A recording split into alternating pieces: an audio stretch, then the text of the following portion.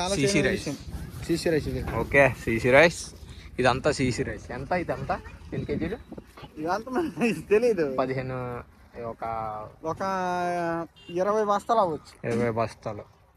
అదంతా ఎంతకు సేల్ అవుతుంది? 20 బస్తాలు అంటే బస్తా 2,000 వేసుకోపోయి సీసీ రైస్ కదా. 20 బస్తాలు అనుకో 40,000కి వెళ్తుంది. 40,000. బస్తా అంటే ఇప్పుడు కేజీ 2 కేజీలు కాదు, 80 కేజీలు ఒక బస్తా. ఓహో, 80 కేజీలు. ఇప్పుడు చూస్తుంది అయితే మనం ఇదంతా బియ్యం. ఇది కంపెనీకి అయితే వీళ్ళు అమ్ముతారు 2000కి అలాగ అమ్ముతారు. నార్మల్గా అయితే మనకి ఇవన్నీ ఫాలీస్ అన్నీ పెట్టగా అయితే మనకి ఎంతకు వస్తుందో అవన్నీ మీకు తెలుస్తుంది. ఎందుకంటే ఒక్కొక్కటి ఒక్కొక్కలాగా ప్రైస్ ఉంటుంది. ఇది సీసీ రైస్ అంట. అప్పుడు మనకు అక్కడ గడ్డి కనిపిస్తుంది కదా, అదంతా కోత కోసం గడ్డి. అది ఇక్కడ వేసి దీన్ని తీయడానికి ఎన్నో పద్ధతులు ఉన్నాయి. కాకపోతే ఏంటంటే పాత పద్ధతిలోనే మన వాళ్ళు అయితే చేస్తున్నారు. ఇది బాగా మట్టగా అయితే మనకి కిందకి బియ్యం అనేవి వెళ్తాయి. అవి విత్తనాలు అవంతా ఫుల్గా మట్టిన తర్వాత మళ్ళీ అక్కడ క్లీన్ చేసేస్తారు.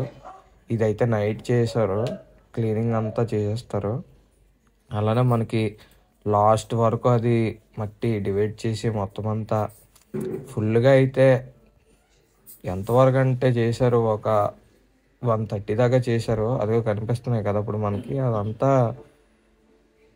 క్లియర్ చేసి దాని తర్వాత అక్కడ కనిపిస్తుంది ఆ రైస్. ఇప్పుడు కనిపిస్తుంది కదా, ఇదంతా పరదా అంటున్నారు. అంటే ఒక ఎండబెడుతున్నారు అన్నమాట. ఇదంతా ఎండబెట్టి మనకి ఫుల్గా లాగుతున్నారు. లాగి డివైడ్ చేసి ఎండిన తర్వాత మళ్ళీ అది కప్పి చలికి మళ్ళీ అది కూలింగ్ అయిపోయి ఇవన్నీ అవుతుంది కదా. అందుకే రోజు రోజుకి డివైడ్ చేసి ఎండబెడతారు.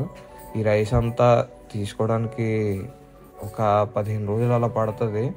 ఇదంతా ఎండిన తర్వాత అప్పుడు సేల్కి అయితే పెడతారు. బస్తాలు 80 కేజీలు 2,000కి వేసుకో అన్నారు కదా. 2,000 పడుతుంది అంట ఒక బస్తా. ఎందుకంటే వీళ్ళు పడిన కష్టానికి 2,000 కూడా తక్కువే. ఉదయాన్నే 6 గంటలకి 4 గంటలు లేచి అలా పనిచేస్తూనే ఉంటారు. నేనైతే ఉన్నాను కదా, చూసాను అంతా.